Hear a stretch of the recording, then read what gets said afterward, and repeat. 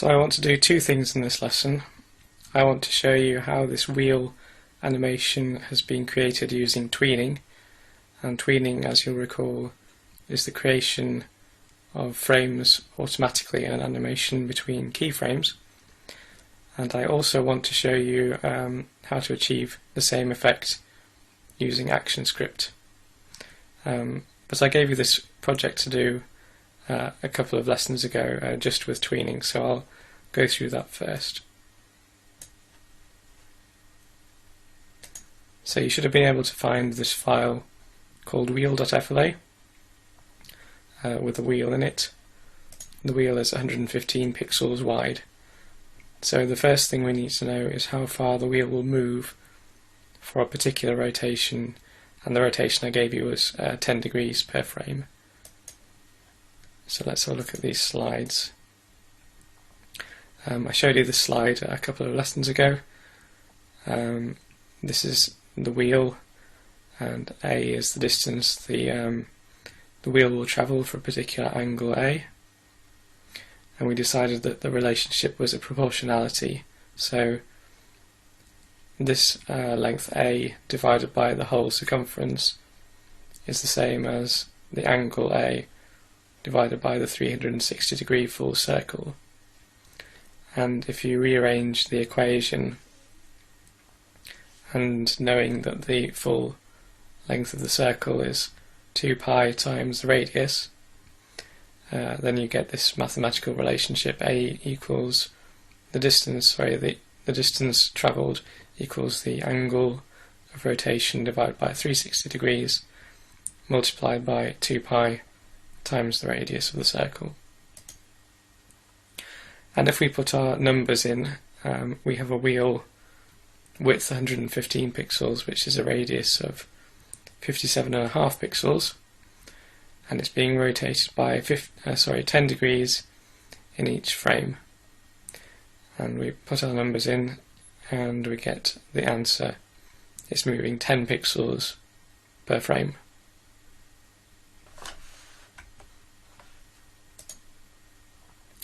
So now we want to add a tween in. You could have added a single tween that had both the translation effect and the rotation effect in it. I'm going to do it a different way. I'm going to have two separate tweens, one dealing with the rotation and the other dealing with the translation. I'm going to do the rotation first. I'm going to do the rotation inside the car wheel symbol. So I'm going to double click on the car wheel. So I'm now inside the car wheel symbol, and I'm going to put the rotation tween inside it using this timeline.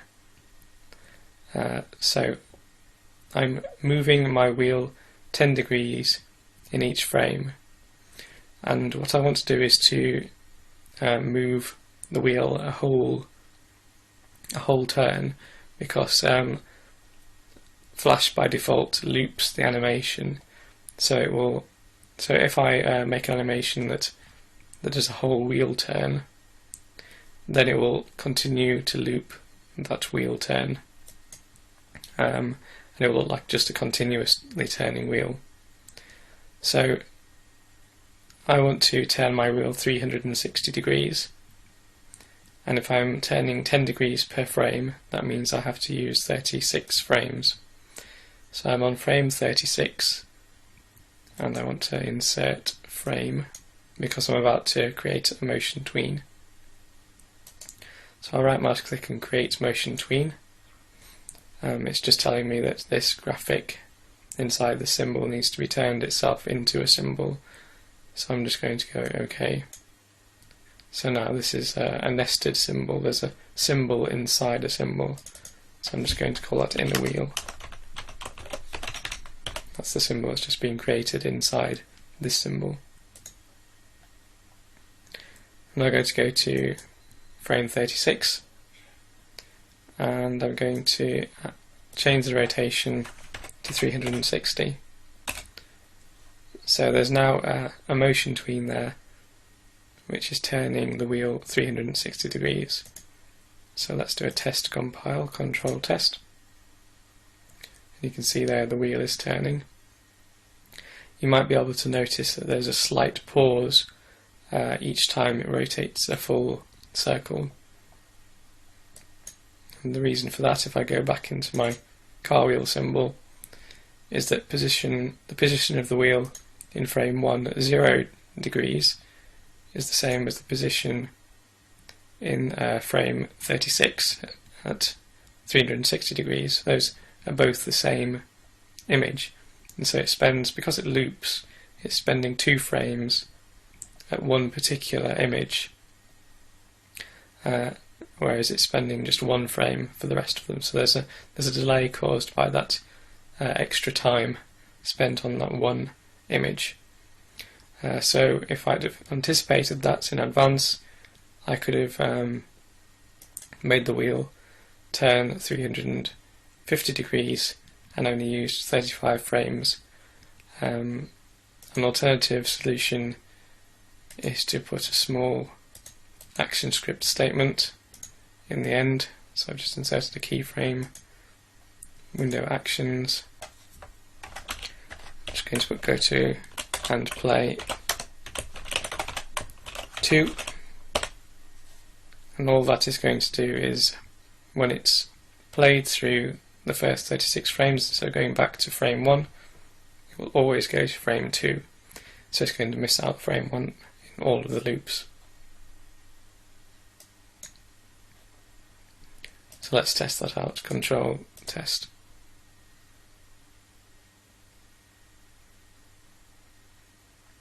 So I've now got a smooth animation on my wheel. So I now want to create a translation movement across the screen from one side of the stage to the other. So I'm going to move my wheel over here. I'm going to choose a convenient number to calculate with, because I'm going to have to calculate the number of frames using the principle that this is moving 10 pixels per frame, which is what we calculated at the start of this lesson. And I want it to move all the way over to the other side. I suppose that's about 900 pixels. And 900 pixels divided by 10 pixels per frame gives 90 frames. So I'm going to go to frame 90, and this is just a guess of how wide this is. Insert frame, create motion tween, and then in frame 90 I'm going to change the position to 900 pixels further across. So minus 200 plus 900 is 700. So that's moved 900 pixels in 90 frames, and that's going to be a continuous loop as well. So if I control test, now you can see it's translating and rotating at the same time. So that's how I would solve the project problem that I gave you. I want to show you how you would do the same thing in Actionscript. I've got the same wheel set up, and I've given it an instance name, my wheel, and I've also got an extra layer here with some Actionscript in, and I've set it up in the same way as I set up the previous lesson, with an event listener listening for an enter frame event, running a function called animate. So every frame this function will be executed, and I want to use this animate function to animate this wheel, which, as I said, I've called it my wheel. And the way I'm going to do that, I'll show you the rotation first of all. So my wheel, then I'm going to use the property rotation, then I'm going to use another notation plus equals, which means add incrementally 10. So it's going to add incrementally 10 degrees each time this animate function is executed. So at every frame the rotation property will increase by 10. So let's do a test compile, control test. And here is a interesting problem with Actionscript. versus the graphical display. The graphical display will rotate around the rotation point, and I can show you that using the transform tool. See, that's rotating around the center point. If I just undo that, Actionscript will always rotate around the registration point, and the registration point is in the top left hand corner at the moment. So in order to fix that animation, I'm going to have to double click on the symbol and then center the wheel on the registration point. I'm going to do that with the align tool, the align menu, sorry. I'm just going to center it. And the rotation point hasn't moved, but now let's test it again, and now it's working. So it's just worth remembering that the user interface and Actionscript work slightly differently when working with rotations. So let's position my wheel at -200 again, and we're going to send it 900 pixels across the screen, although at the moment I'm just going to send it as many pixels as it feels like travelling, because I'm just going to put my wheel .x plus equals 10. So every frame it's going to move 10 pixels further across to the right. I'm not going to worry about it looping at the moment. I'll just show you it working. So 2 lines of Actionscript has achieved almost the same effect. I just need to get it to loop back to the start when it reaches 900 pixels further along. And I'm going to use an if statement to do that. We'll talk much more about this later on, so don't worry about it at the moment if you're not sure. But if my wheel.x is greater than or equal to 700, so if my wheel reaches point 700 along the x-axis, then put my wheel at position -200 on the x-axis. So it's going to check each time it reaches a new frame whether my wheel.x is greater than 700. So if it's at 700 pixels, when x is 700 or greater, it's going to move the wheel back to point -200. So that if statement will create the looping effect. So I'm going to go control test again, and it should now go back and play again.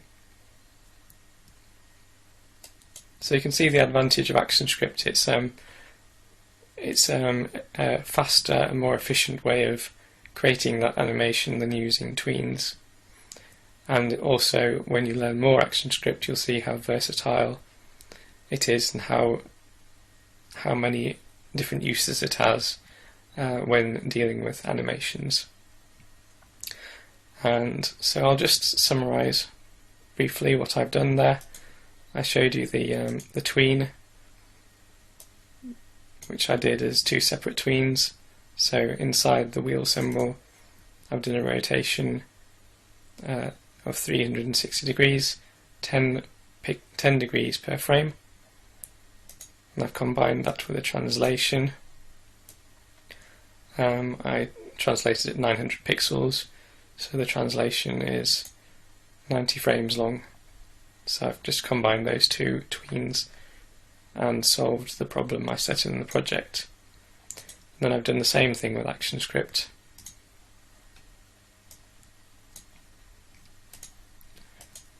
But this time I've achieved the same effect using the rotation and the X properties of this symbol. And next lesson I'm going to talk about looping backgrounds, and we'll be finishing off by completing the car graphic, the car animation that I showed you a few lessons ago.